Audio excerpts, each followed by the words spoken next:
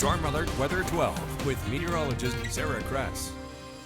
We're starting to see that heavy rain switch its way, or shift I should say, a little bit south, and we're going to continue on with showers behind that front as it works its way through.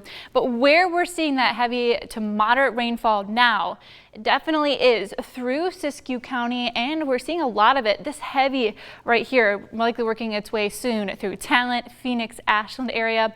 But the good thing with this is we are dealing with rain.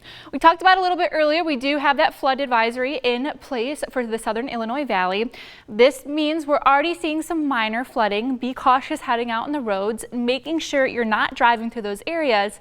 The difference between that advisory and the watch is the watch, we have the pieces there. It could happen. We could see some minor flooding. Also could see some potting out into the roadways, but that advisory area is where we're starting to see it happen. So that watch though is in place until 10 p.m. tomorrow night.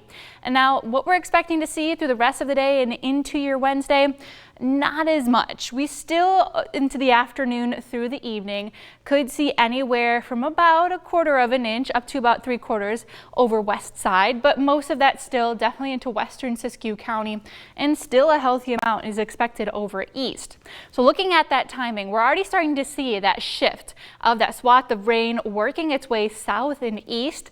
Behind that front, we're going to be dealing with scattered to spotty showers, and then throughout the rest of your night, same deal. We'll see snow levels drop just a little bit, around 5,000 to maybe 4,000 for some areas. But notice that these showers are going to be very light by tomorrow morning. So we're not going to be seeing any huge winter impacts with these lingering showers left over.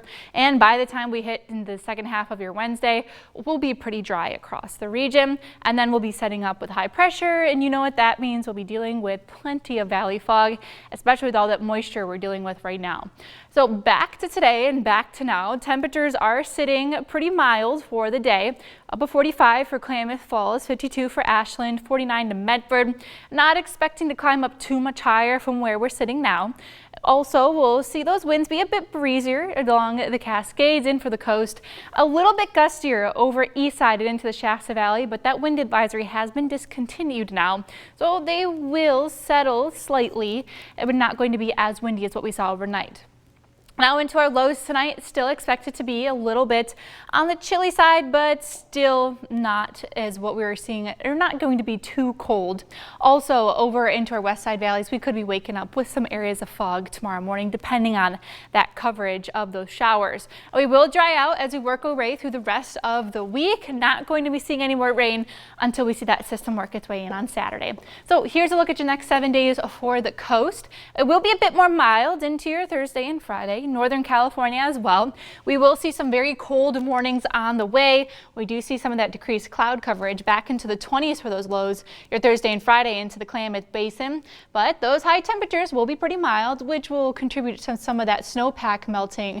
The little bit we do have up into the Cascades and finally over into the Rogue Valley. Slight chance for showers wraps up early with morning fog the rest of the week.